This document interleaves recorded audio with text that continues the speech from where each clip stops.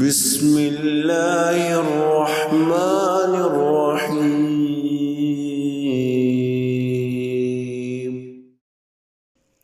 یحییٰ ابن سعید عمرہ بنت عبد الرحمن سے روایت کرتے ہیں کہ انہوں نے اماں عائشہ رضی اللہ تعالیٰ عنہا کو فرماتے ہوئے سنا، آج اگر حضور اکرم صلی اللہ علیہ وآلہ وسلم زندہ ہوتے اور دیکھتے کہ مسلمان خواتین اللہ تعالیٰ کی نافرمان بنی اسرائیل کی خواتین کی طرح کس طرح زیب و زینت کے ساتھ مسجدوں میں آنے لگی ہیں، تو آپ صلی اللہ علیہ وسلم خواتین کو مسجدوں میں آنے سے بالکل اسی طرح سے روک دیتے جیسے بنی اسرائیل کی خواتین کو مسجدوں میں اللہ تعالیٰ کی عبادت کی غرض سے روک دیا گیا تھا۔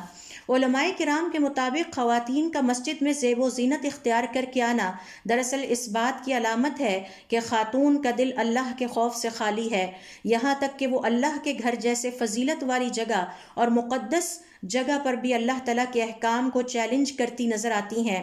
یہ اللہ تعالیٰ کی نافرمان اور بنی اسرائیل کی خواتین والی ناپسندیدہ روش ہے جو مسجدوں میں بہترین لباس پہن کر، خوشبو لگا کے اور سج بن کر آنے لگی تھیں، اور حجاب کا اہتمام انہوں نے ترک کر دیا۔ اس پر اللہ تعالیٰ نے اپنے ایک پیغمبر پر وحی نازل فرمائی اور ان خواتین کو زینت کے ساتھ مسجدوں میں عبادت کی غرض سے آنے سے روک دیا۔